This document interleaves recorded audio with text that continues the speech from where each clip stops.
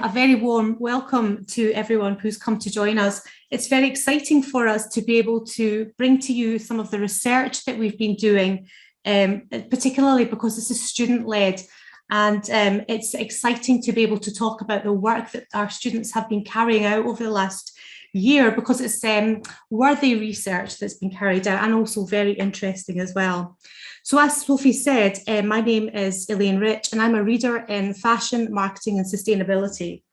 And I also lead our research group within the department, Consumer Lifestyles and Experiences.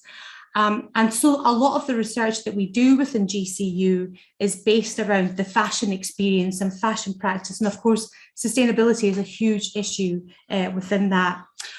But today we're linking with our other campuses, not just the Glasgow campus where I'm based, but we're inviting our colleagues and students from the Glasgow, New York and our London campuses as well. And so that's very exciting. And this is just the beginning of us starting to work together much more closely in the way that we're sharing ideas and developing research projects, and also looking to start teaching across the campuses as well, and sharing contacts with industry.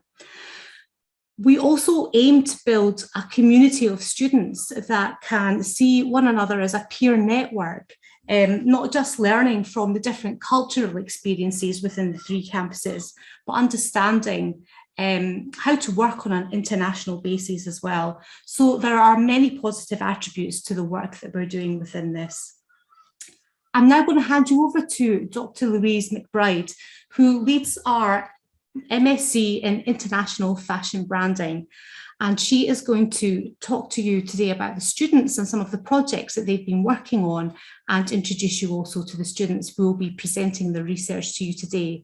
I will then pass on to Professor Tim Jackson in our London campus, who will do the same by introducing his students and talking about some of the research projects that they've been doing. And finally, we'll move on to Michelle Gabrielle in our New York campus, who will talk to you about the Fashion Act that she's been involved with as part of New York City's efforts to become more sustainable and equitable within the fashion industry there, and also introduce you to the students.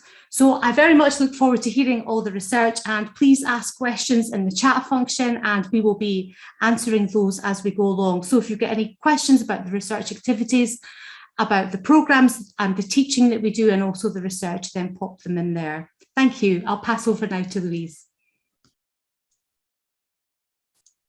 Okay, thank you, Elaine. Thanks very much. As Elaine said, I'm Louise Mcbride, Programme Leader of MSc International Fashion Marketing and also International Fashion Marketing with Professional Practice, our 2-year Master's programme.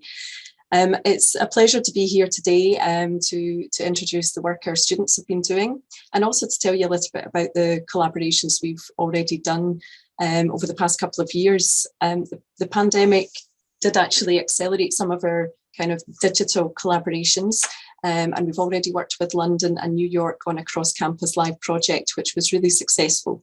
And also during the second trimester of the pandemic, we pioneered a thesis partnership agreement, which meant that we had students working with firms based in New York, investigating topics related to sustainability. It was a fabulous experience for all involved, and we're really happy to be able to build on the success of these initiatives in the coming years.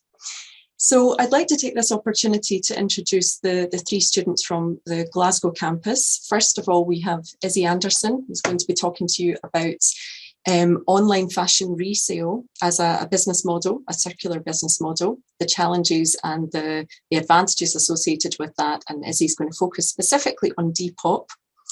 We then have Amy Atlanta, who's going to be talking about an important social inclusion topic of gender fluidity in the fashion industry. So these are highly relevant, highly important and interesting topics. And we'll hear also from Eve Parker, who's a graduate of our International Marketing undergraduate programme, who's going to be talking about influencers in the beauty industry. And just to say as well that Eve has already presented her work at the Global Fashion Conference. So this is the second outing of this research, and we are delighted to be able to share this with you today. So thank you so much. I'm going to pass on to Izzy now. Thank you.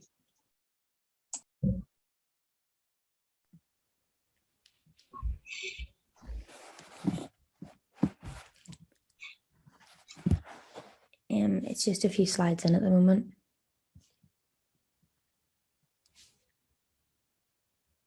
Yeah.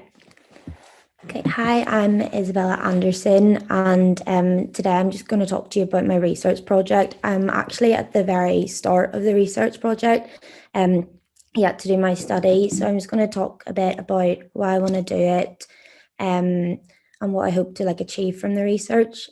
So my title has been The Depop Paradox, an investigation into online fashion resale as a circular business model and its role in UK female consumer behaviour. Next slide.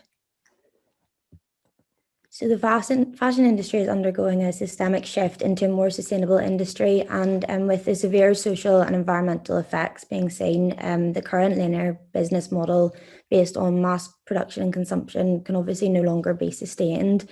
And with this increasing concern regarding sustainability in the industry, circular business models have emerged in the form of renting, recycling, and also resale.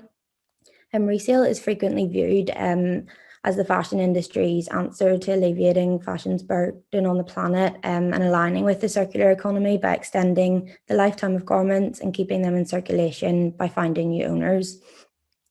Online fashion resale is also a rapidly moving sector with the potential to go from 3.5% to 23% by 2030, and the COVID-19 pandemic has accelerated this growth.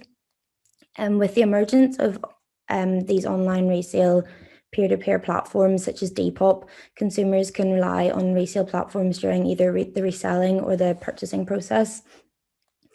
In 2020, Depop saw an increase of new users by 163% from the year previous, and a 300% rise in sales, and this demonstrated how fast the phenomenon really has grown and disrupted the industry.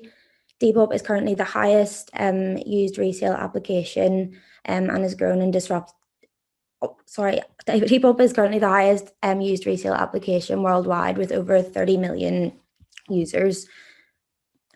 While online fashion resale platforms have provoked an immense shift in the industry, it does remain unclear as to whether these platforms represent an effective circular business model.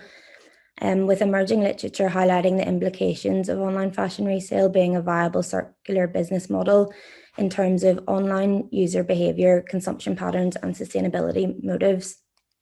Due to this being a fairly new phenomenon, there is still very limited research regarding it, with none carried out in the UK participants so far.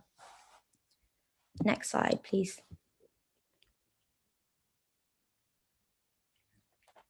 So in terms of my theoretical framework, in my research, I will use the circular economy as a sustainability framework, which is an approach to maximise value and minimise waste, and hopefully dismantle the current linear production and consumption patterns within the industry. And the question is essentially, does Depop contribute to the circular fashion economy?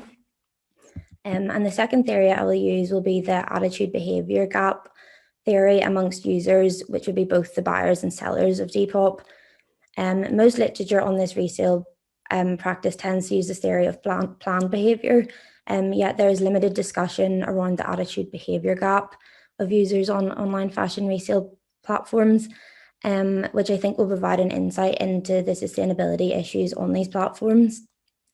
The attitude behaviour gap presents an obstacle to sustainable development in the industry and symbolises the complexity of consumer purchase behaviour and explores why consumers that favour sustainable attitudes and are willing to make ethical purchases do not translate this into actual purchase behaviour. Next slide, please. So my research objectives will be number one, to assess the viability of Depop as a circular business model. Secondly, to identify buyer and seller motivations for using these online fashion resale platforms. To determine how effectively online fashion resale behaviour adheres to the fundamentals that establish it as a model for sustainable consumption, and to investigate the extent to which Depop is mitigating or duplicating existing consumption and disposable patterns among British females. Next slide, please. So my research project will use a qualitative research strategy with an interpretive approach. As the responses to these questions will be subjective in nature, semi-structured interviews will be conducted with the participants. The research will use purposive sampling, which is the process of identifying and selecting certain individuals based on the critical information and expertise that they will be able to contribute to the study. Therefore, as online fashion resale platforms are predominantly used by females, I will conduct these interviews with females who regularly shop online and will have thorough experience on the Depop platform. I will interview a mixture of females with both buying and selling experience on these platforms, and the age range will be between around 18 to 28, as around 90% of Depop's active users are under 26. Next slide, please. And then finally, obviously, as I haven't actually carried out this research, I hope to offer insight into the practice of online fashion resale and contribute to the literature, and also provide new research in regards to UK practice of these platforms. Hopefully help establish the barriers that limit the resale model and just the fashion industry in general, and hopefully use this project to gain expertise for future career prospects in the circular fashion industry. Thank you very much.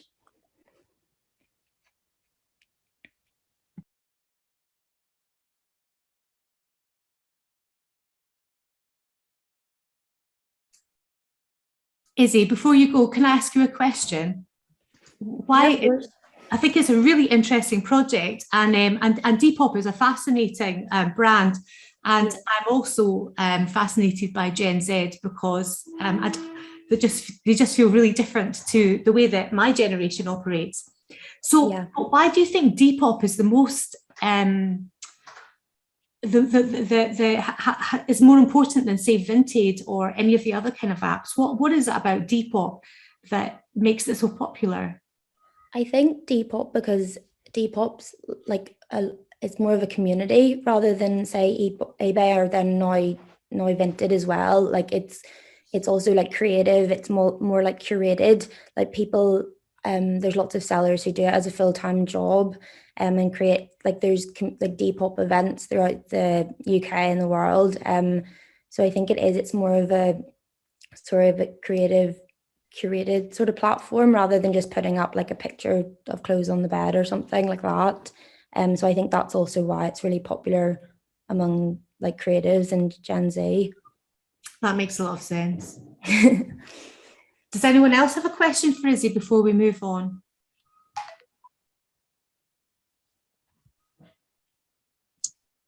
Yeah, I'll ask a quick question. So Izzy, can you tell me, what was your biggest motivation for undertaking this research? What do you hope to sort of gain from it in terms of the impact it might have? I think because I personally use Depop a lot myself, and I can see, like, as a seller and a buyer, that although it obviously is making like waves in sustainability and is helping a lot, that there's certain factors are not really adding up, like the consumption sort of aspect of it. And that's why it'll be interesting to talk to other sellers and buyers, because you can also see a lot of fast fashion sort of coming through Depop and sort of like drop shipping from, say, like websites like AliExpress and stuff. So it's sort of just like another vessel to consume fast fashion. So I think basically it's just to sort of try and stop that aspect of it, because I think it is a really, really good platform, and I think resale is a really good alternative to like traditional consumption. But it's just sort of trying to figure out, if it continues like this, it's not really going to be able to help that much. Is it sort of, it's just going to add to everything, really. So that's the main reason. Absolutely brilliant. Thank you, Izzy. That's a great answer. Thank you.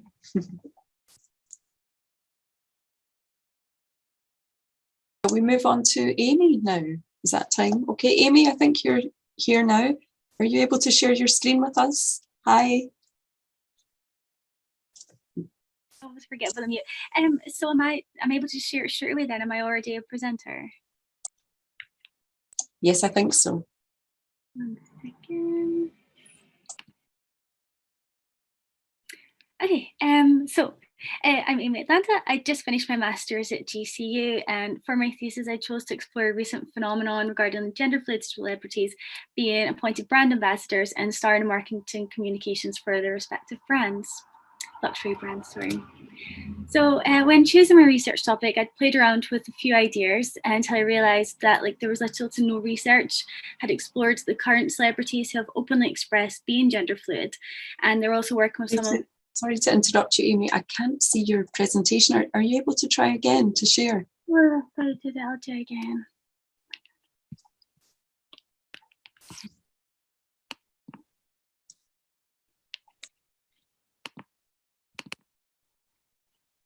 Can you see? Yeah. I'll go back. Is there any point in me going back? No. Yeah, no.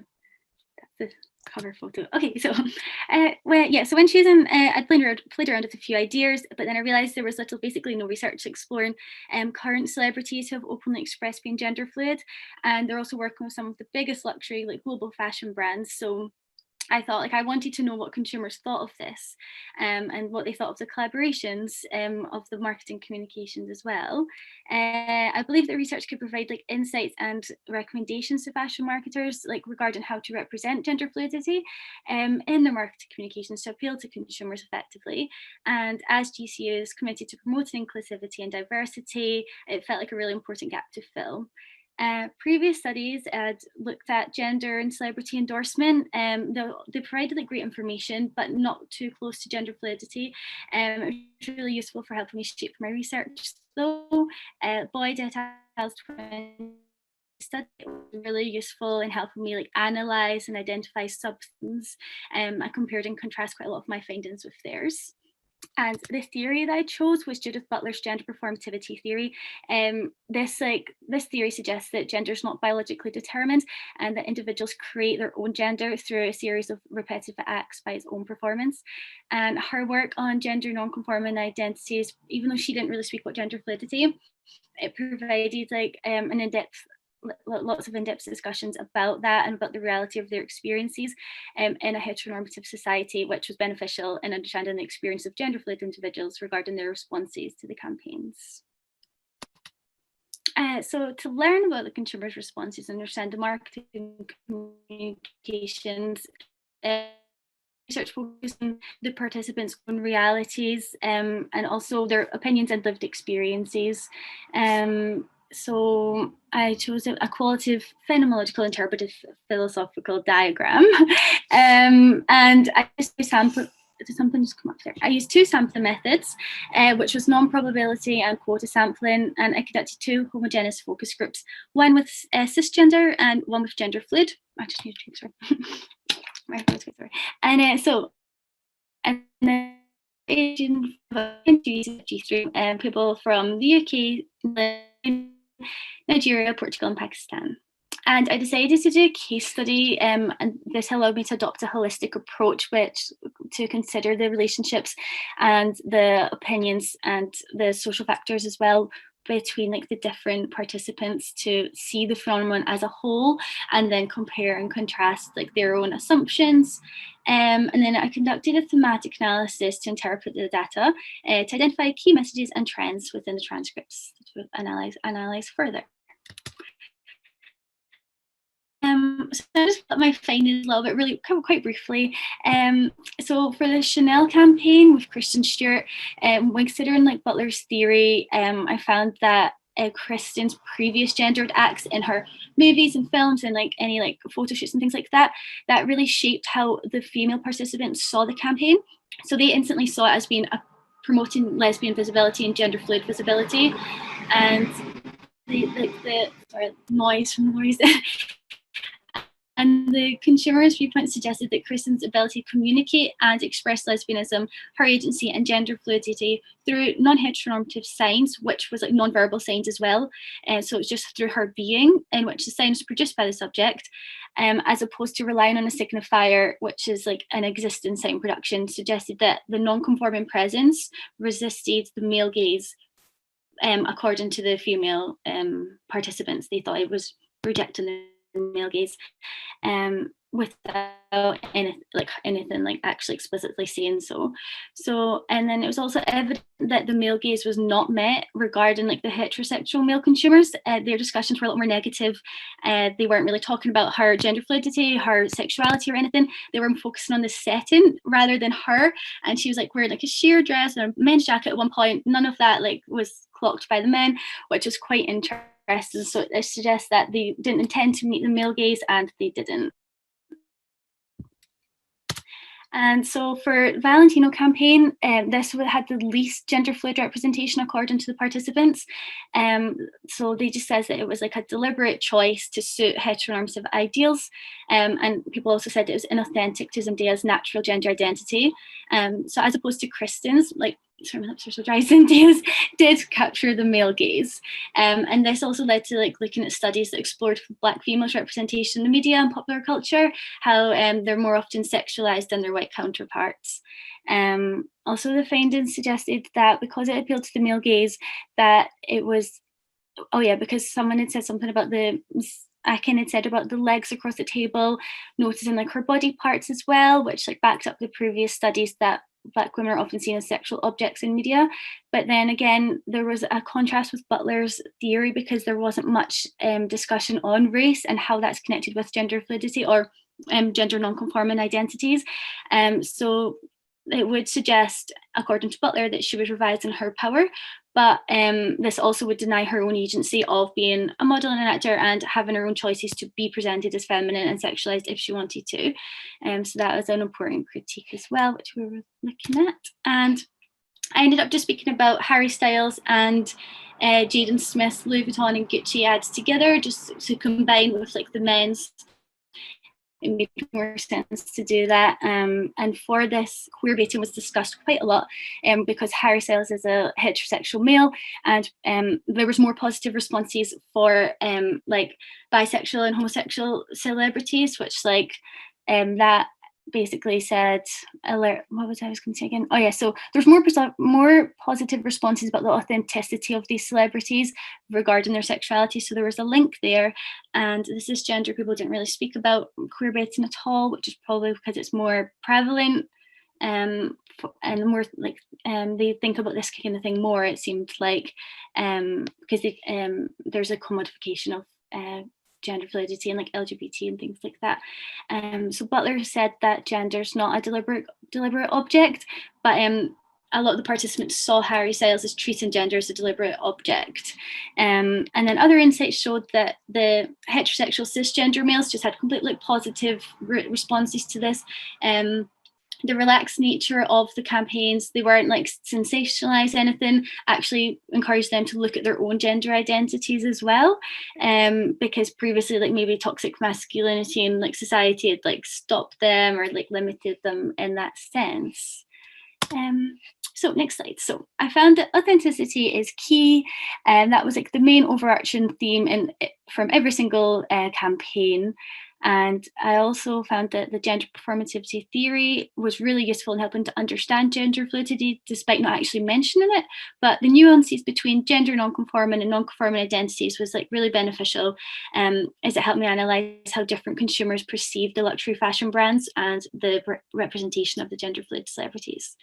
And the implications of the cultural findings, it showed that the tolerance levels and acceptance of consumers of the celebrities' representation in different geographical locations could affect how the gender fluid marketing communications are perceived, and also if they're accepted, because some had said that they would be banned completely, if not they were already banned. So if they were revealing clothing in any way, so it would stop that messaging and stop that like promotion of like diversity inclusivity if they were wearing like revealing clothing. So that was quite interesting to find out. So that would prevent like the global brands from creating worldwide awareness to normalize gender non-conformity. And also, as the most common subject matter was authenticity, the commodification of gender fluidity was like really important, whereas it would definitely alienate gender fluid consumers if it was just commodified just to appeal to cisgender mainstream like consumers. So it was found that it should be executed in a way that creates attention for change and communicates positive, progressive verbal messaging to promote social acceptance. That's me. Any questions?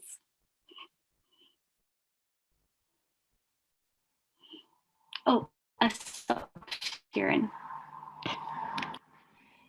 That was a fascinating research, and it's just such an interesting way in which we are thinking about gender and binaries and representation and the way that we're marketed to. And of course, all of it is underpinned by gender assumptions and Butler's fabulous work. Good also to see that Callum Boyd's paper was of interest as well. It was your paper as well, wasn't it? Yeah, I supervised his dissertation, and it was so interesting to hear and the way that we sculpted it, and listening to the kind of discussions that were had in the focus groups. So was there anything that really surprised you from your focus groups? So there was no, for like the women with the age, there was no differences between older women or younger women, nothing. It was quite like unanimous.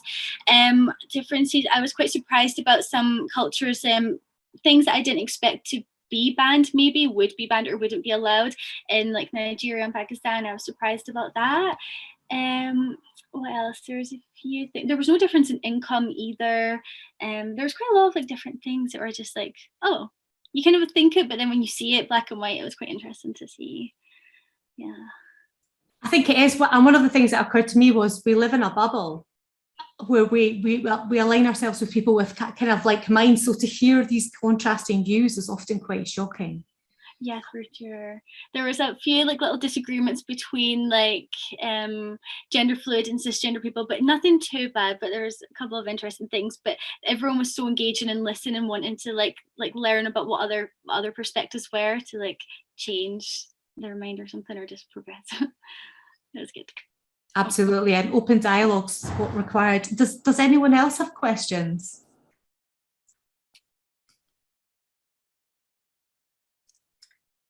I'll jump in with one quickly. Hi, Amy. What most surprised you in this? Probably when the men didn't pay attention, like they just didn't even clock Kristen. They just were like, oh, talking about the trees and the statues and the campaign.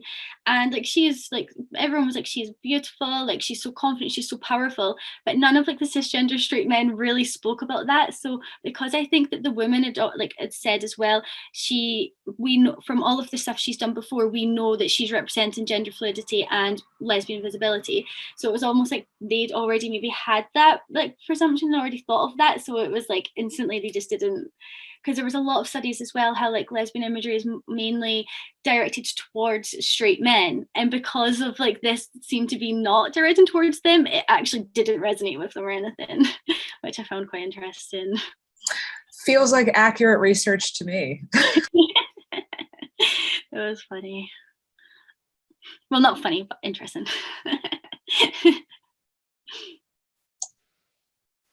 Yeah, very, very interesting, Amy, and very, very relevant as well. Thank you so much for sharing. Thank you.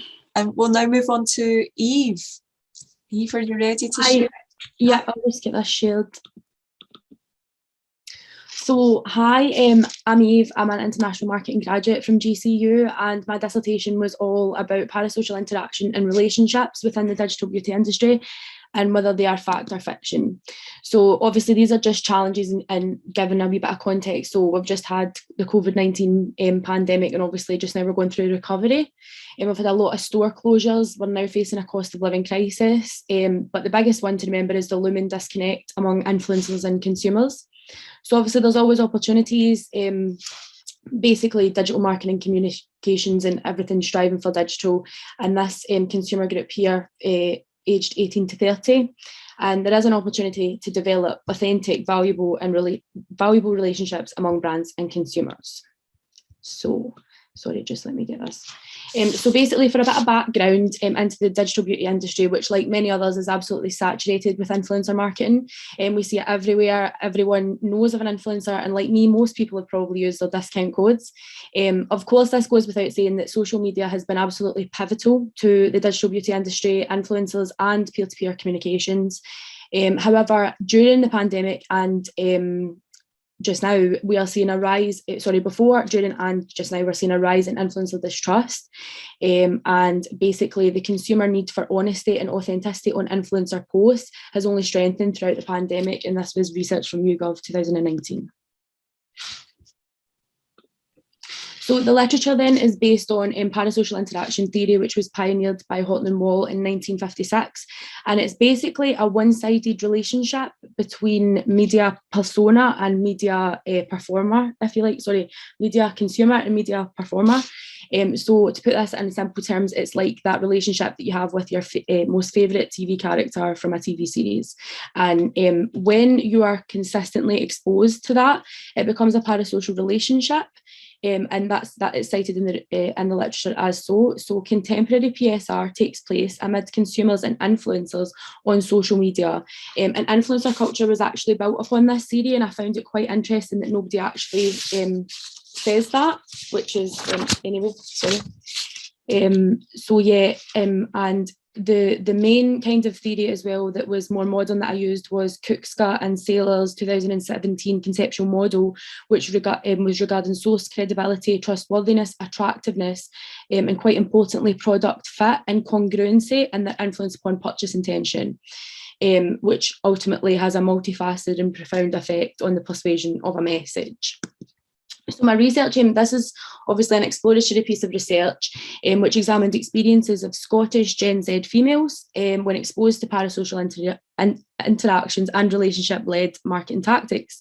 So RQ1 was to understand the influence of PSI and PSR, when I say that's just parasocial interaction and parasocial relationships, upon beauty purchase behaviour of 18 to 25-year-old Scottish females.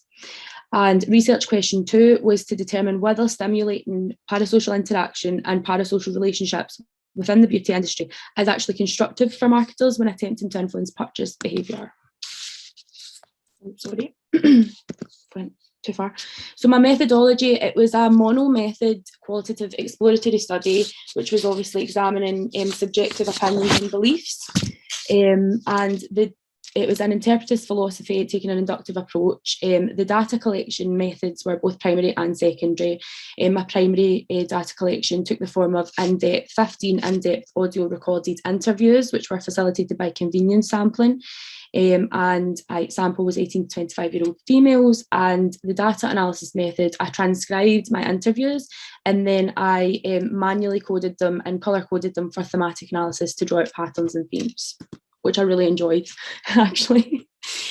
So the research findings then, basically the biggest thing is scepticism, and this materialises through consumer awareness of large promotion expenditure, influencers promoting products that they would not actually use, and the incessant ad content. So somebody actually said here, I'm sceptical of whether they're actually doing it for the money and wouldn't actually use the product. Monetary gain and partnerships can make influencers seem less credible. The next one, obviously, these authenticity and proficiency are how we go about avoiding this scepticism or mitigating this scepticism. So authenticity conveys an influencer's perceived level of genuineness and originality when communicating to consumers within the digital beauty industry. And interviews actually physically stated words like authentic, honest, genuine and real, which are synonymous with authenticity when describing influencers in a positive light. And obviously here, like we have, she seems very real on it. It's not all about filters. So people want to see more real life stuff from influencers. And then proficiency. So proficiency encapsulates Cookska and Saylor's idea of expertise. So consumers actually expect influencers to have a level of expertise or knowledge before promoting beauty products without being able to back up claims. So here we have, it really helps if they are trying to advertise beauty products if they have experience.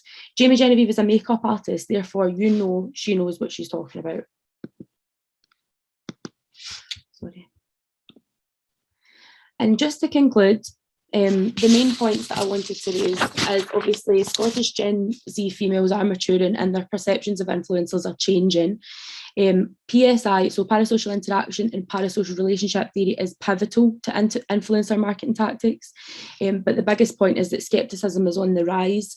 So marketers and brands, to me, must focus on ensuring they only work with influencers who are deemed proficient and authentic to a certain extent. So an example, as raised in the previous slide, would be Jamie Genevieve. She was constantly mentioned in a positive light. And if the influencer cannot actually exemplify authenticity to their audience, they will have a very difficult time impacting that purchase decision.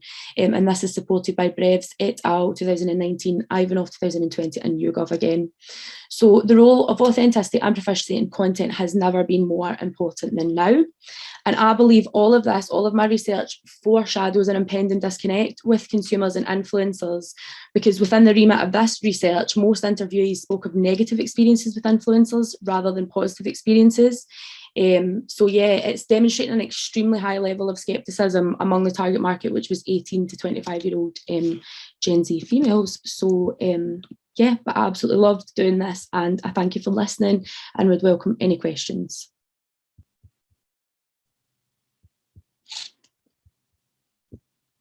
Is that me? Thanks very much, Eve. Well done. Thank you. That was so interesting. I'll maybe kick off with the first question.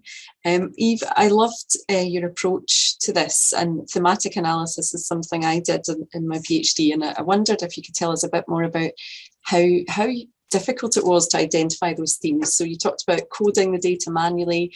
How did you find that process? Well, I absolutely love colour coding things. It's like my most favourite thing to do on the planet. So it's not, I didn't find it that hard, but I did find it was a timely process, and it was just a case of me literally printing all my transcripts out, going through them and looking for common words that were coming up. Like, so see, like genuine, real, authentic actually came up. So I just felt like genuine, real, all those words mean authentic. So when I came to like putting it forward, there was some other words, but those were the most important.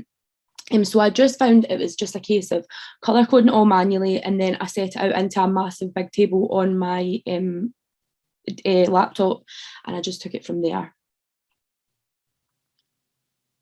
Thank you. And if I can just add a wee add-on here, what was your experience of the conference? How did that go? And did you get any feedback from the conference chair or other attendees? Well, I wasn't actually there in person. It was actually, I think it was Elaine and Noreen that were there in person. But yeah, I can't actually remember. I'm so sorry.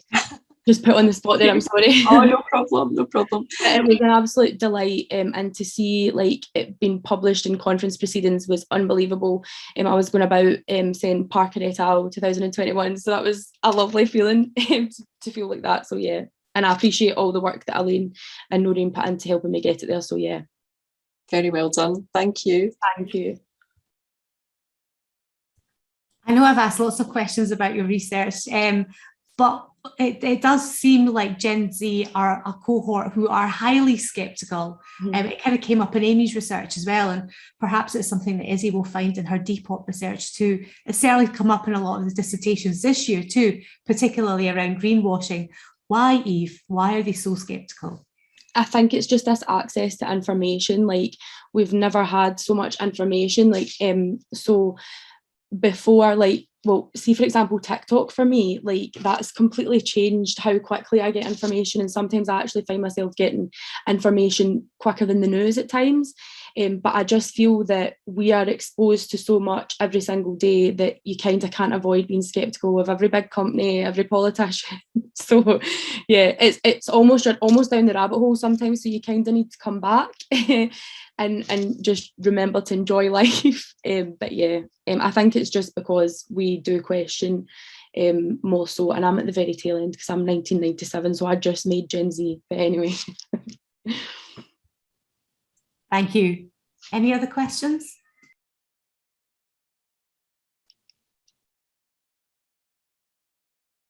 Thank you. Thank you so much. And thank you, Louise, for bringing those three projects to the symposium today. I'm now going to hand over to Tim Jackson in our London campus. Good afternoon, everyone. Thanks for having us. I'm Tim Jackson, the Director of the British School of Fashion at GCU's London campus, as Elaine said. It's really good to be here listening to this exciting work across the university. I'm from Glasgow, now London, and I'm sure we'll have some great stuff from New York shortly. So, coming next, we've got 3 students who represent the MBA Luxury Brand Management Programme, which is located down here with us.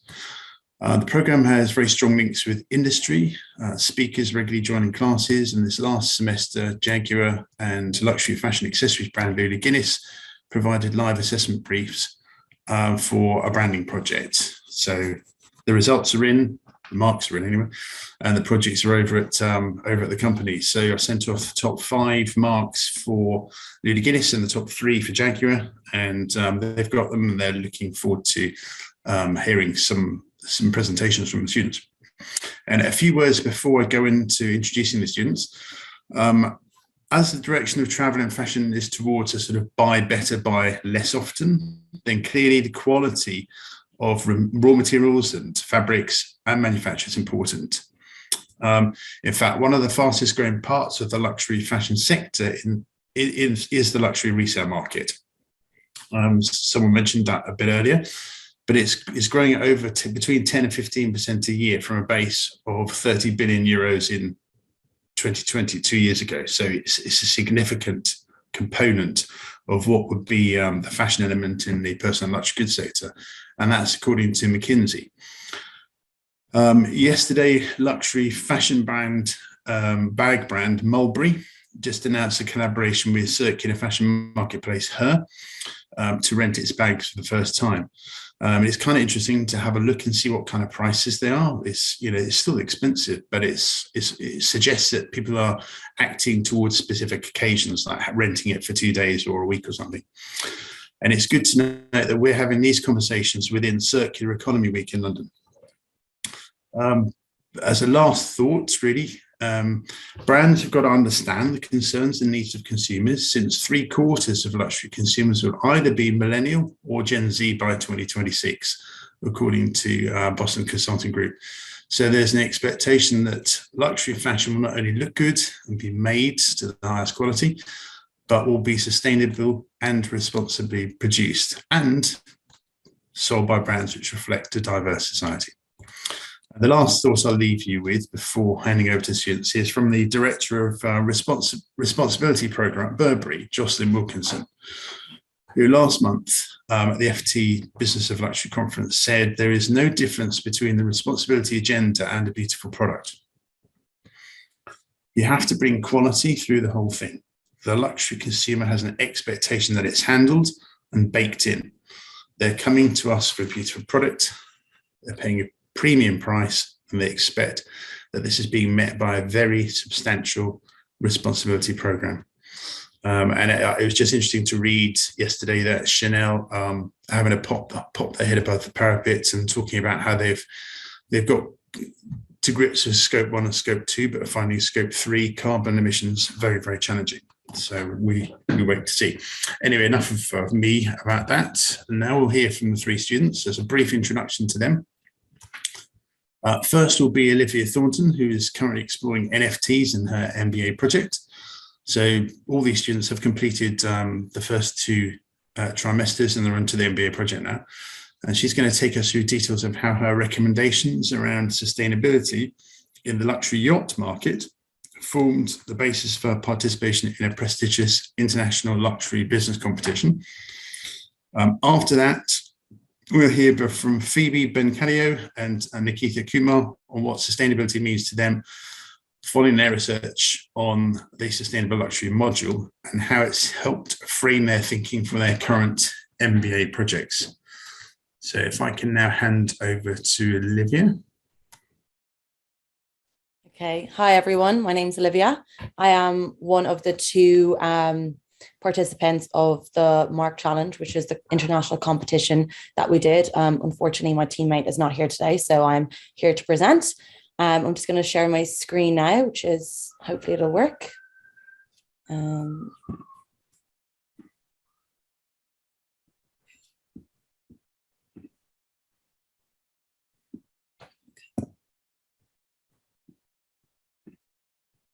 Can everyone see? Yeah. Yes. Okay, great. So just a little bit of an introduction and a background to the competition. And also where the project evolved from. So the project actually evolved from a previous project that we had done earlier on in the year that was based around using VR experiences to educate and engage customers through the sales process. When we came across the MARC Challenge, which is an international competition that wants business plans from students that focus on 2 areas in sustainability. So either fashion and accessories or the super yacht industry. So what we wanted to do was we actually chose the super yacht industry for a couple of reasons. The first reason being that me and my teammate both have a passion for the sea, and we had done previous work in the SDG surrounding marine life. So we wanted to focus on that one. And second of all, we wanted to explore an industry within the luxury sector that maybe people haven't thought as much about, and also that there's a lot of work to be doing as well. So this is our project, Mergere. Mergere in Italian means immerse, which is kind of reflective of the immersive experience that we were providing within this business project. So immerse, discover, and reimagine, that was our tagline.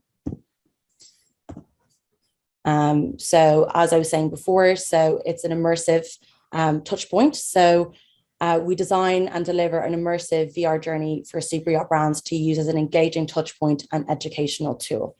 So what Mergere was to do was to provide a platform for brands to communicate their environmental and sustainable initiatives.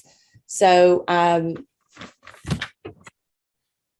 problem with the super yacht industry is, first of all, so I'm actually just going to move this because I can't see. Okay, here we go. Sorry. So when we think of super yachts, we obviously don't think that they are the most sustainable things. They have quite a bad reputation. So here are some of the stats that you can see. So that's why we wanted to pick the super yacht industry in general, because it's quite polluting. And then the rationale as well, looking forward, was that it's an aging customer base, that a lot of new customers that are going to be coming up are going to be millennial and Gen Z, and they're going to be wanting to be engaged with and to purchase super yacht brands that have a sustainable element in them, or at least making waves in that direction.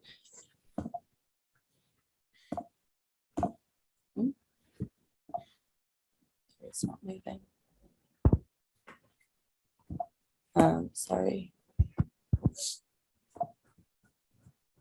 Sorry about this, just seems to be, there we go.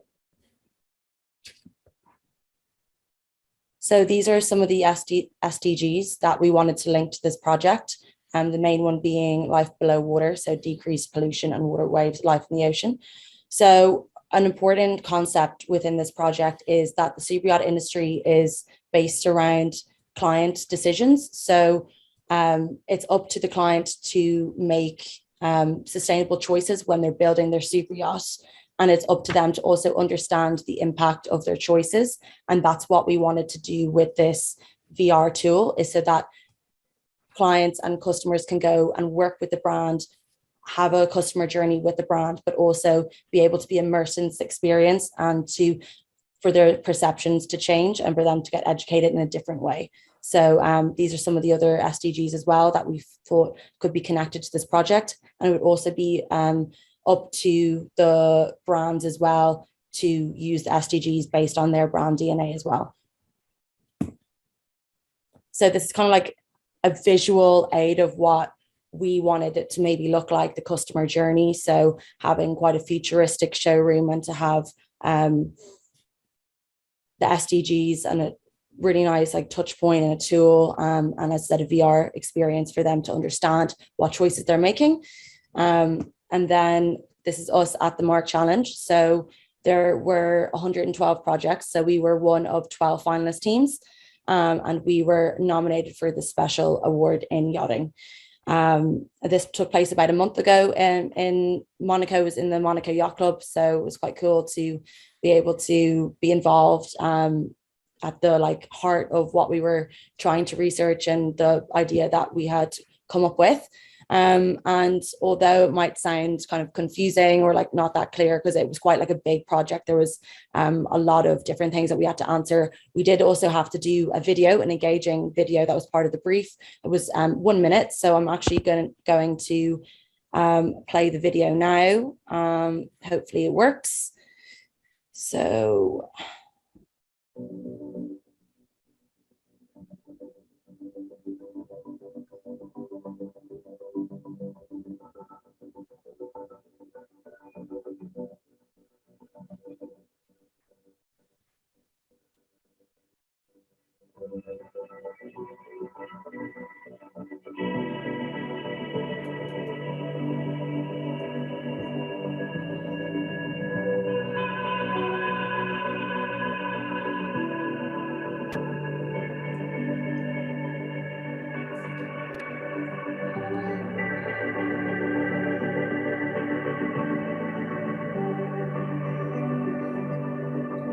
We only have sound, Olivia. is there sound? Yeah, no visual. Oh, no visual. So sorry. Okay. Currently, it's showing your last slide. Oh, okay. Sorry about that.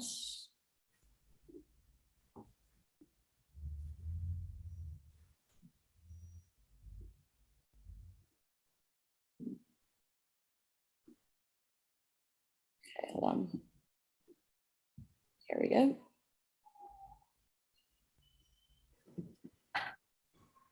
Can we see the screen out? Okay, great. We'll go back to the beginning. Sorry about that.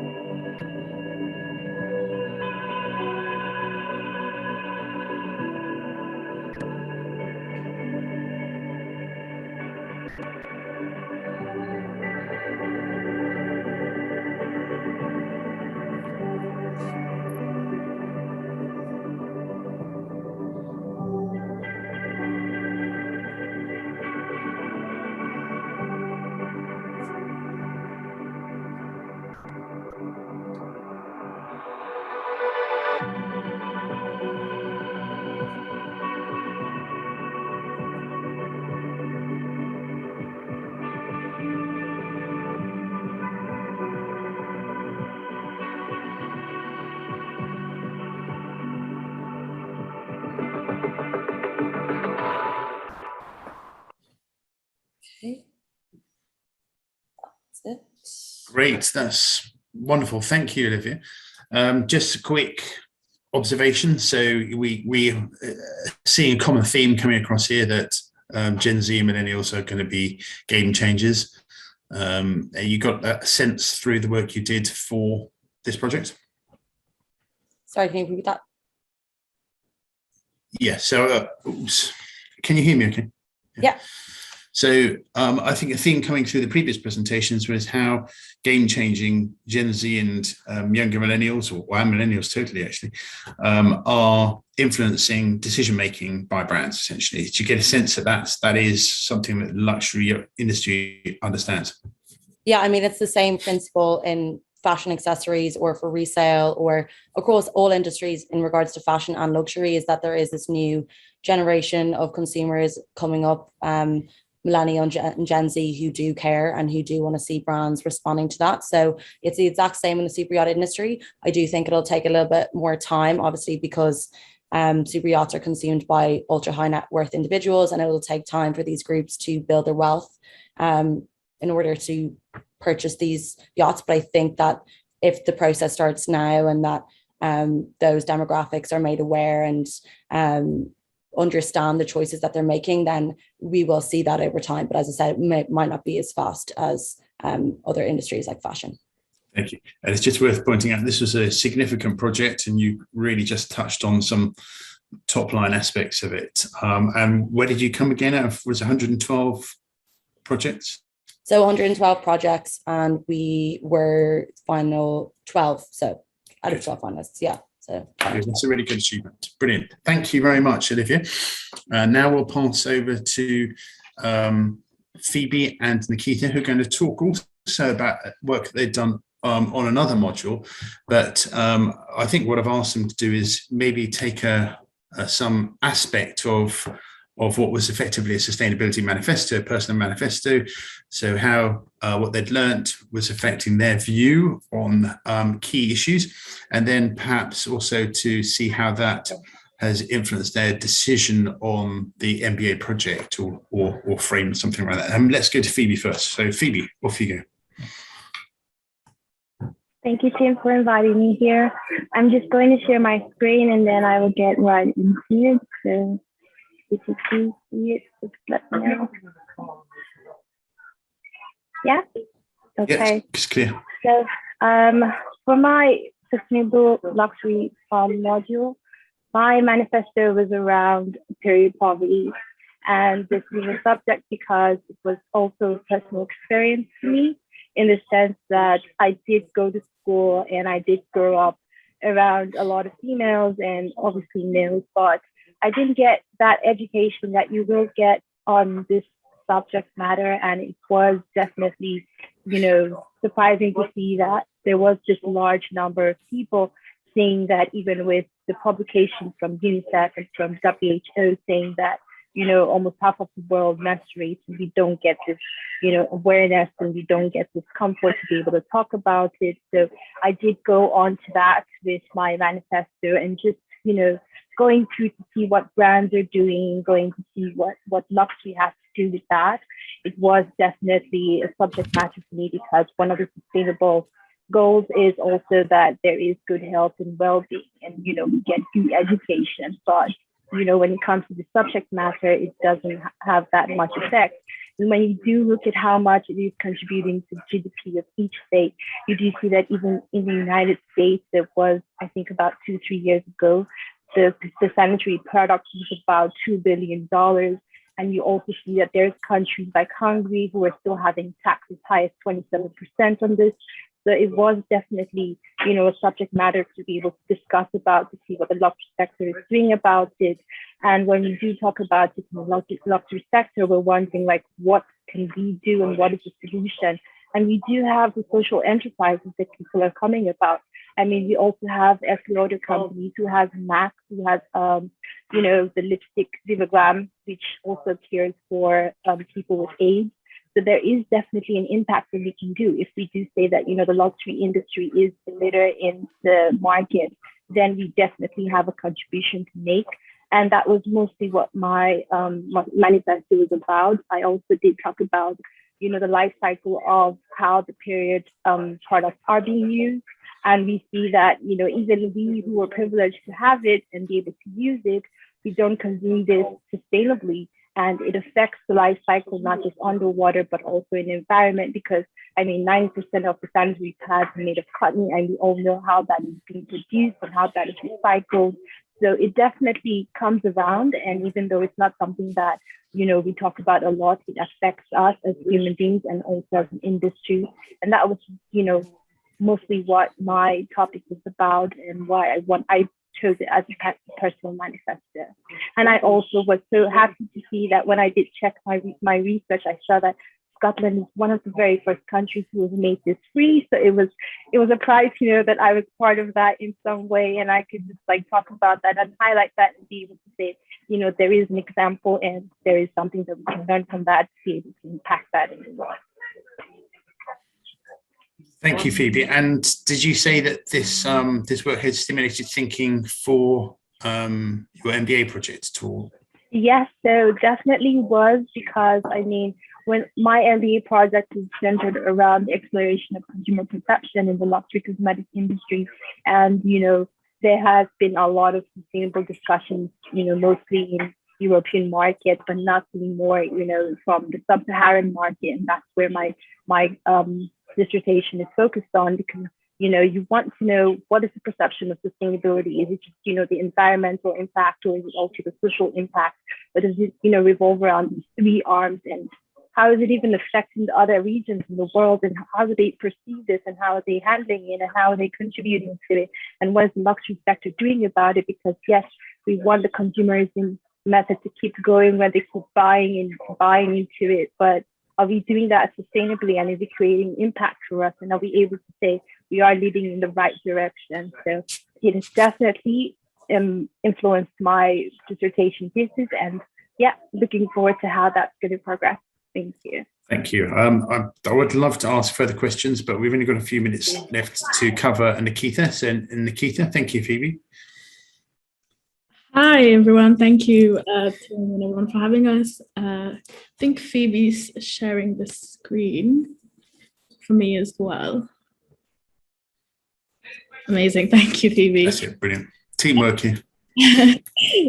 So this is a picture that is from the part of my manifesto that I presented in January. And this actually came on the back of a previous project, one of the first ones that we did. And we explored Dior and their sustainability and their ethics. And it was something that we found was a huge problem, is the exploitation of the working class in South Asia. And to me, this was very important, or it kind of hit home. Just I'm of South Asian descent. And so it was important for me to be able to delve into something that was personal to me as well. This is a part of multiple factories all around India, Bangladesh, Sri Lanka, Nepal, Pakistan, where these practices still continue to happen even today. Even though we try to say that we've got these, procedures and frameworks in place, they can definitely be overlooked, and they are being overlooked most times. And so we kind of need to, as the luxury industry as a whole, and us as consumers as well, to take that responsibility and ask them to be accountable for the way that they produce these things. Because there was a disaster a few years ago where numerous people actually died. This was in one of the factories in Bangladesh.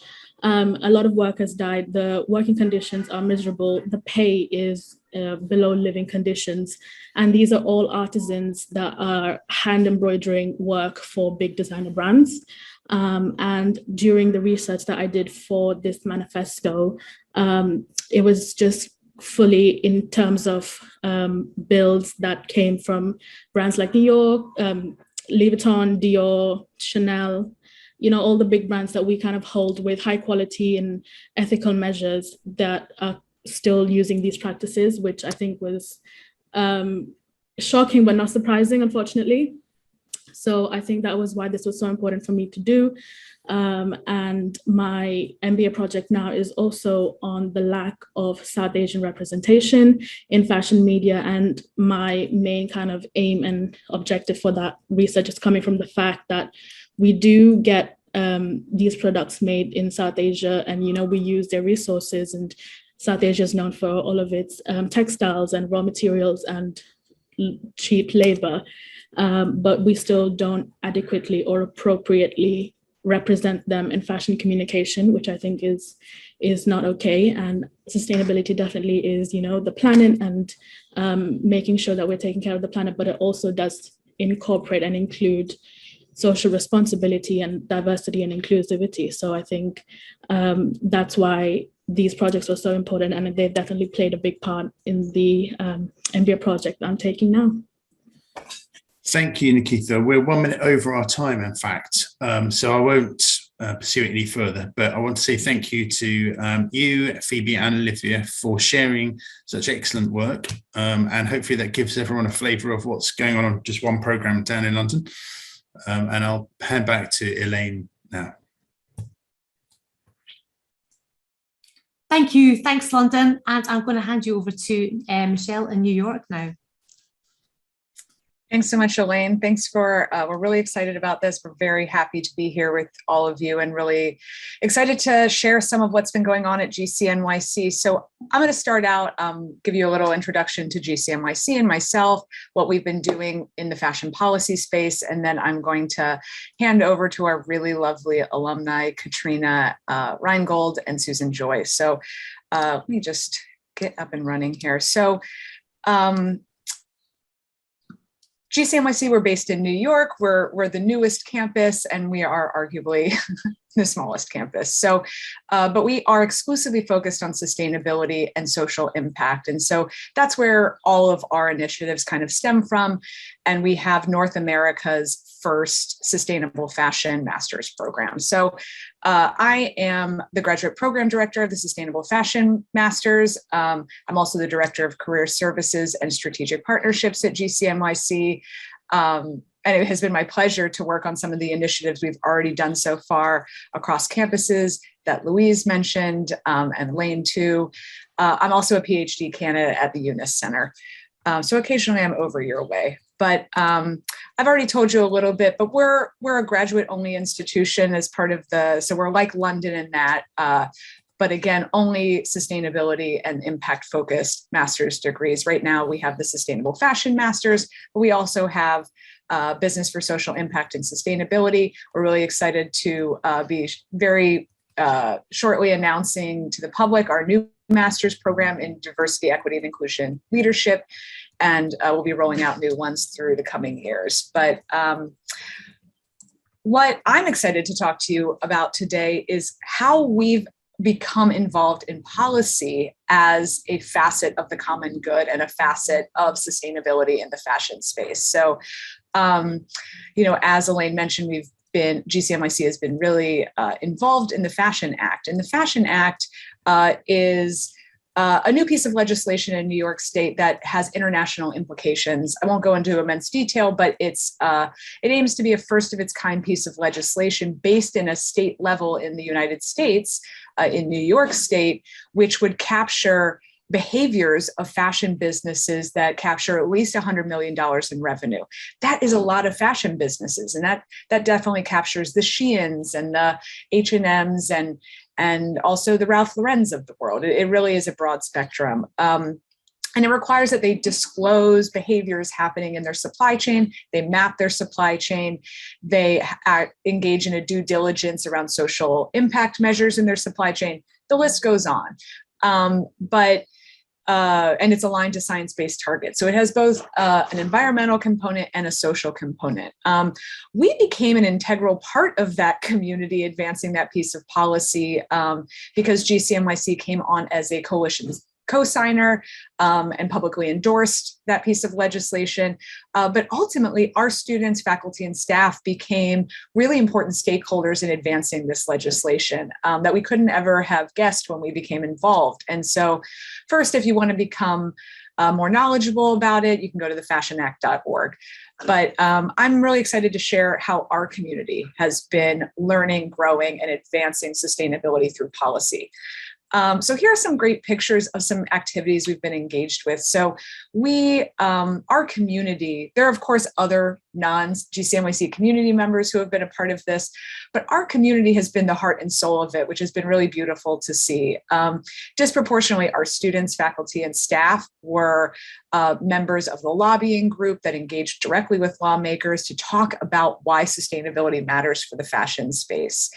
We've also been party to organizing that efforts, engaging with other stakeholders across the industry and across government and nonprofits in order to continue to advance policy that can, really embody what we hope sustainability can be. And so that has been an unparalleled learning experience over the last couple of months that I don't think any of us kind of knew how beautiful and wonderful and ripe that space was, and really an open space for building careers within, additionally to just, this beautiful learning experience. So here you see pictures of, on the leftmost, pictures of us in Albany, which is the capital of New York State, speaking directly with lawmakers. We held a rally there, but then we ultimately went on to have individual meetings where we were all, our students, our community was empowered to have the conversation with the lawmakers about why they need to care about this. And that was, really brought to light all the education they've engaged with and, their knowledge and their career experience to date. The middle picture is us on our bus up there, galvanizing and educating our community to be able to endeavor that conversation, those conversations with lawmakers. And the other two pictures were another rally that took place in New York City that was exclusively our community. So we were very, very proud of that. And you could see our VP and Provost there, Jacqueline LeBlanc, as well as many of our other students and alumni. And this is a great picture from after our time in Albany with various stakeholders. Part of why this has been such a dynamic opportunity for our community that we hope you can also continue to be engaged with, and I'll tell you more ways to do that, is we've been able to learn and educate others in fashion policy, and it has had amazing results for our community. We've been learning about citizen action and government process as stakeholders in sustainability and social impact, not just businesses, though those are important as well. It has brought us even closer to our collaborative partners. ACS Clothing has been an integral component of this coalition. They have been very active in the Act on Fashion Coalition. Earthday.org, the New Standard Institute, and Executive Director and author Maxime Bada, National Resource Defense Council, Fashion Revolution, and other educational facilities like Parsons School of Design and Columbia University and Fordham's Fashion Law Institute have become very close partners of us and allowed us to really expand our sphere of influence and our sphere of education. And it really has brought GCMYC into the spotlight in a way that has resulted in GCMYC being invited to the United Nations, Circular City Week, and engagements with the Finnish, Swedish, and Danish consulates. And it's really illustrated, most importantly, to our students, the power they have to make meaningful change.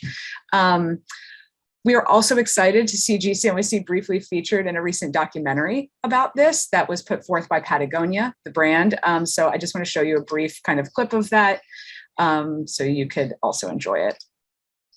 Oh, I'm so sorry. We have been trained to see ourselves as consumers. But consumers are people, and we are citizens, people with real sense of agency that they can change the laws that we have so they better meet the needs of people and planet. Figure out what you can do to reduce your impact that doesn't make you crazy, and then take the energy that you would be using to perfect your lifestyle and use that energy in some sort of social community way and get to work. We have been trained. Apologies. So you can see that full short film on YouTube by searching The Monster in Our Closet. So I encourage you to do so and learn more about the issues at hand, as well as get to see GCMYC at various points in that documentary. But lastly, before I pass this off to Katrina and Susan, I would like to share another initiative that we've really built from our involvement in the Fashion Act, which is the Fashion Policy Initiative. And this was co-founded by myself and Katrina, who you're going to hear from shortly. And it's an initiative that is a coalition of stakeholders interested in researching, developing, educating, and advancing ongoing global fashion industry policy. We believe that policy is an important and often missing component for creating a more sustainable and positively impactful fashion space. All are welcome to participate in this inclusive group. And our current members represent a diversity of viewpoints: educators, students, researchers, fashion advocates, industry professionals, industry leaders, entrepreneurs, the list goes on. This is a group that really organically came of our involvement, as I just mentioned. And we really have participants at all levels of the industry, from CEO to undergraduates, fashion students. We're really galvanized to know that this is an important subject for stakeholders across the global fashion and textile industries. In 3 months, We have more than 250 members that have come together organically and without advertisement to learn and advocate for local, national, and global policy in the fashion space. And this group, though organically created from Katrina and I, is now an embedded part of GCNYC. So I really invite you, if you're interested in participating in this group or learning more or educating in this space, to get in touch with the email here, or you can be in touch with me directly. So with that, I thank you. I will stop sharing, and I will pass it to Katrina.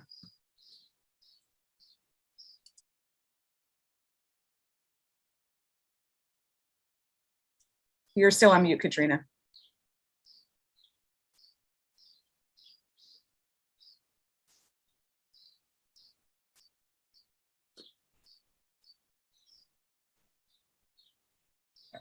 Can you guys hear me now? Yes. Beautiful.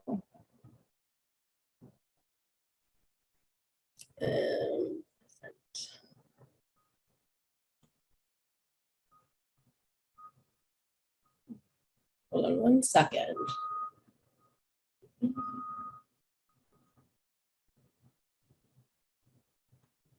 Share. It's not allowing, let's see, present. Beautiful. Okay.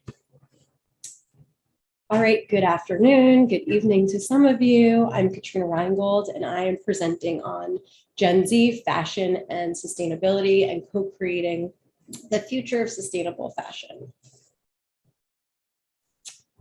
It is largely understood that the fashion industry is environmentally, economically, and socially toxic. Social justice and environmental sustainability are evolving concerns for the American Gen Z cohort today and for the future.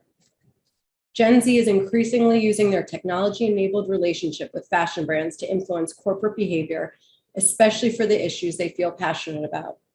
Gen Z believes that everything from what you buy to where you eat can make a political statement, and they wield that power far more often than they engage in traditional politics. According to a study by McKinsey & Company, 9 in 10 Generation Z consumers believe companies have a responsibility to address environmental and social issues. And many sources claim that the demand for purpose and responsibility of corporations has increased even more due to the societal and environmental effects of COVID-19 pandemic. The Gen Z cohort is reshaping the fashion landscape and the greater culture through activism, through vocalization, and through their purchasing power.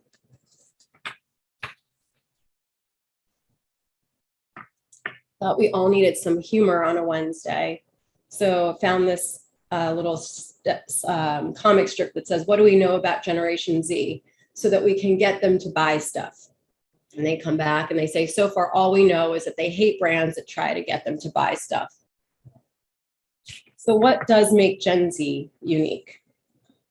Gen Z are born between 1997 and 2012, now ages 9 to 24. They represent 20% of the US population and 24% of the global population. Gen Z is also the first generation to have grown up entirely in the post-digital era. Social media is not only the preferred source for news for Gen Z, but also the preferred source of information in all manner of things. That includes entertainment, shopping, comparative pricing, connectivity with peers, and direct communication with brands. Of all the digital and social media platforms that compete for Gen Z's attention, TikTok is currently the most popular. The consumer group currently accounts for 40% of global consumers and $150 billion in spending power in the United States alone. Because Gen Z accounts for 40% of American consumers, fashion brands are rethinking how to connect with this consumer group. Gen Z is reshaping the fashion landscape. We're seeing all of these headlines today. AZ sweet for getting inside the heads of Gen Zers. Gen Z ready to shop on their terms. Gen Z and their power. Gen Z's ambition, creating a new fashion system. How Gen Z is influencing the future of sustainability and changing the way we shop. Gen Z is increasingly using their technology-enabled relationship with fashion brands to influence corporate behavior, especially with the issues they feel passionate about. So here comes my research. Previous research focused on the Gen Z cohort, examining their purchasing power, their consumption habits, their connection to video-based platforms like TikTok, Instagram, and among other topics. Research, however, has not asked how the unique characteristics and interests of Gen Z cohort might be leveraged to push sustainability and social impact efforts forward within the fashion industry. So I hypothesized that if Gen Z understood the implications of their fashion choices on the environment and people, they would be interested in utilizing their purchasing power to improve the industry. I also hypothesized that fashion brands can capitalize on Gen Z's interest, on Gen Z's expectation of corporate responsiveness to ensure the lifetime value of that customer. So together, should these hypotheses be correct, Gen Z fashion customers and fashion brands could enter a mutually beneficial dynamic where fashion brands can build a long-standing and meaningful consumer relationship with Gen Z, who push fashion brands to be more sustainable and offer their requests direct to brands through digital communication channels, thus co-creating more sustainable fashion brands. With Gen Z being the largest cohort size to date, there is a lot of interest and buzz on how brands today can attract them as consumers now and in the future. This study's objective was to ask the question, how can brands today partner with Gen Z to co-create more sustainable fashion brands?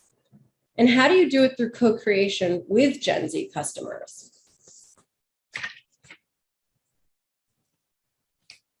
Through the exploratory survey and investigation of brand sustainability communication, this research investigated Gen Z participants' understanding of sustainable fashion and their claims about their sustainable fashion shopping habits in order to better understand the Gen Z fashion consumer and their perception of fashion sustainability and of fashion brands.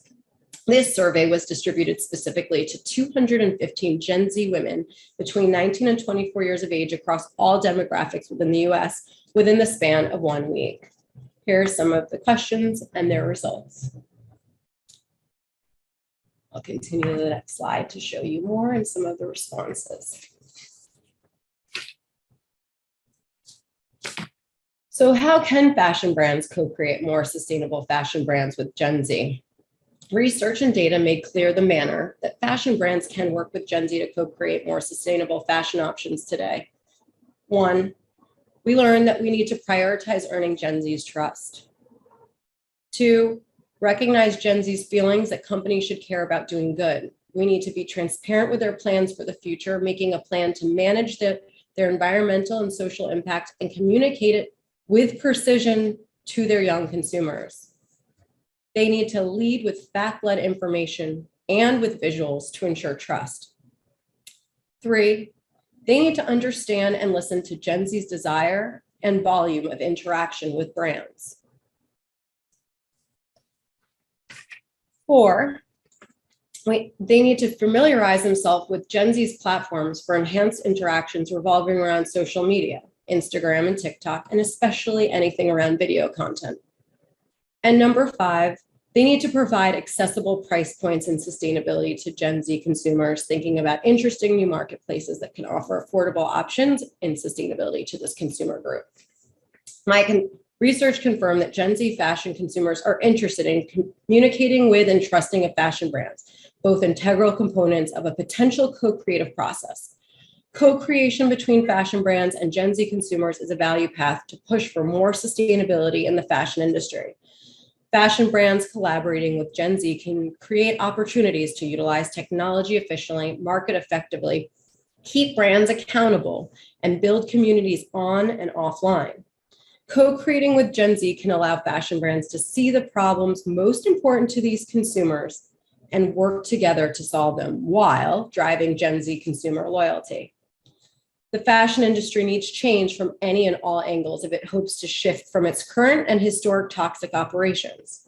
The industry is in peril, and forging a dynamic relationship with a Gen Z cohort can be used to ensure longevity and a more conscious future. While this is the end of my presentation, I believe it is just the beginning for the influence of Gen Z ahead. To increase the lifetime value of Gen Z consumers, brands need to be thinking about how to connect with them to establish trust and loyalty. They may have little equity today. However, brands need to be mindful of who Gen Z will be as consumers in 5 years when they are earning and living and have disposable income. Additional research would be beneficial 5 years from now to observe how their values align with their purchases when they have the money to spend. Thank you. Thank you so much, Katrina. In the interest of time, if anyone wants to put questions in the chat, we would appreciate it. But and then I can, we can always answer them quickly at the end. But I want to ensure that Susan has time to present. Amazing work, Katrina. I'm trying to see how to stop sharing my screen. Okay, sharing. Oh, hold on. We are not in the right one. Okay, back to the beginning. Okay. Hi, guys. I'm Susan Joy. My thesis is titled From Degeneration to Regeneration, Creating the Conditions for Transformation Within the Fashion Industry. After a long career as a fashion stylist, editor, and brand consultant, awoken to the many ills of the industry, I wanted to sort facts from greenwashing and see how I could be part of the solution. Hence, I found my way to GCMyc. I soon realized that doing less harm isn't enough, sustainable isn't enough. When I began to see businesses making positive and regenerative claims and commitments, I wanted to understand if it's even possible for the fashion industry as a whole or fashion brands individually to give back more than they take. My thesis explores regeneration within the fashion industry context, its transformative potential, and how brands and stakeholders could create the conditions to transform the industry from doing less harm to more good. My research investigated the mindset of industry stakeholders who are working to transform the industry for good via qualitative, in-depth, individual interviews with 20 stakeholders from various perspectives and positions, as well as secondary desk research. According to regenerative thought leader Carol Sanford, regeneration as a mindset is focused on developing the capacity and capability for systems evolution. It is not about maintaining what is or restoring something to what it was. Rather, it's about creating systems that have the capacity to evolve towards increasing states of health and vitality over time. As Sanford and others point out, the regenerative mindset predominates amongst Indigenous people, but is new for the majority in the industrialized world. My findings showed that the search for regenerative fashion is embryonic. The industry is still mired in a degenerative status quo. This diagram is helpful to visualize the shift. It places degeneration and regeneration on a spectrum of sustainability from negative to positive. Below the line in the degenerative quadrant, we are taking more than we give. This is where the majority of fashion industry practices and behaviors lay, with sustainability initiatives moving up the line, aiming to do less harm or reach zero impact. Above the line in the positive quadrant is where we give back more than we take. The key difference between restorative and regenerative is agency. Restorative is an outside-in process, whereas regenerative must come from inside the system and be self-maintained by the system at the level of the system that is regenerating. One of my key findings is that practices, processes, materials, and technologies can be applied at any point on the spectrum from degeneration to regeneration. Potentially positive practices and materials used in the wrong way can create harm and remain in the degenerating quadrant instead of their intended positive impact. It's the approach and the underlying relationships that determine where they fall. Take organic cotton, which until recently was the gold standard for sustainable fashion. Organic cotton would be degenerative if grown in water-scarce regions with mismanaged irrigation systems that are beyond the capacity of the ecosystem. Organic cotton can also be grown with forced labor, as is reportedly the case in the Xinjiang region of China. The whole system matters, and the agency of those involved matter too. So then what's the difference between farming organically and regeneratively? A regenerative cotton farmer research participant differentiated them in a way that I found helpful. Organic is generally practiced by swapping organic inputs for the synthetic ones, whereas regenerative rethinks the whole system. I noticed this pattern applied to other choices brands faced. I compared the approaches of two brands as they integrated fiber from regenerative agriculture into their collections. Both were inspired by the potential for creating positive impact via regenerative agriculture. One swapped inputs and the other rethought the whole system, taking a regenerative approach. The first brand is renowned as a sustainability leader within the fashion industry. They connected directly to regenerative wool growers, telling the ranchers' stories on their website and committing to buy some of the ranchers' regenerative wool. The brand doesn't buy the wool themselves or pay anything to the ranchers. Instead, the brand tells their Italian mill which bales of wool to buy in the market. The mill buys the bales, ships them to Italy, and holds them for the brand's production, using the wool as the brand orders fabric. So the brand pays nothing until the finished garments arrive in the US. The brand plugged the regenerative wool into their existing supply chain without changing any of the underlying system dynamics or taking on any risk. Akin to organic, the brand switched inputs. Compare this to the second brand, California dress company Christy Dawn's approach. Wanting to grow their own regenerative cotton, Christy Dawn partnered with Oshadi Collective, an ethical seed-to-sow supplier network and FiberShed affiliate in India. Christy Dawn leases the land, pays the farmers above their regular wages, pays all the farm expenses, effectively taking on the burden of risk typically shouldered by the farmer alone, both that ever-present environmental risk farmers face and the risk of transitioning the land to regenerative practices. This is a stark contrast to the usual patterns of behavior within fashion supply chains, which typically sees the burden of risk forced down the supply chain from brands to vendors, where it inevitably lands on the shoulders of those with the least power and ability to shoulder the burden. Risks are rarely shared or moved up the supply chain. Having already paid for the fiber, Christy Dawn's cotton is then spun, woven, dyed, printed, and sewn within Oshadi's local supplier network. Rather than switching inputs, as the first brand does, Christy Dawn's approach is a systemic change which not only transitions land to regenerative practices, but fundamentally alters the burden of risk. Christy Dawn was more open to challenging the status quo than the sustainability leading brand. I wondered why. Transformation requires rethinking the status quo, which means questioning the assumptions and biases that got us there. As I dug in to understand my participants' mindsets, I started to see that participants had various levels of attachments to the status quo, some internal, some external. Whilst my study was not a psychological assessment, I started to see various biases and assumptions that some participants had challenged, whereas others had not. There were different levels of consciousness around various issues. Some saw only the status quo, where others saw choice. The line of choice runs through our values, what we value, our mindset, our heart, or how we care, what and who we care about, our relationships, how we create, maintain, and participate in relationships, and power, how power is apportioned and whether we uphold or challenge existing power structures. If we want to build a regenerative future, we can't be complacent and accept the status quo or status quo thinking. We must intentionally choose another path, one that is aligned with nature and her patterns and principles. To do so, we must challenge existing power structures rather than accepting them as just the way things are. Build relationships founded in mutual respect, reciprocity, and collaboration rather than transactional competitive relationships built on exploitation. Enlarge our circle of care, expand our worldview to see that we humans are nature too. We are interconnected and interdependent with all of life on Earth, and the patterns and principles and laws of nature apply to us too. The key in the end may be rethinking value not as money, wealth, and profit, but as health, well-being, and life. And not just the lives of those that look like us and whose lives we can see, but all of the wonderful diversity of life on Earth. Thank you. Amazing, Susan. Thank you so much. That was such a beautiful presentation. And I know we're at time. Happy to also take questions in the chat, but I will pass it back to Elaine. Let me stop sharing. Thank you so much, everyone. It's quite humbling to hear all the fascinating research that's been carried out across the 3 campuses, and it's just brilliant to hear it. I'm not going to keep you long. I just wanted to say thank you to everyone who's contributed. I found it so interesting and fascinating to hear what everyone's been thinking, what they're up to, and it just illustrates that a lot of the work we're doing is very focused on the common good, which is just as well because it's our strapline. And what differentiates us with other universities. There's also a lot of research on Gen Z, which I think are absolutely fascinating. And there's lots of evidence of good academic practice across the campuses as well.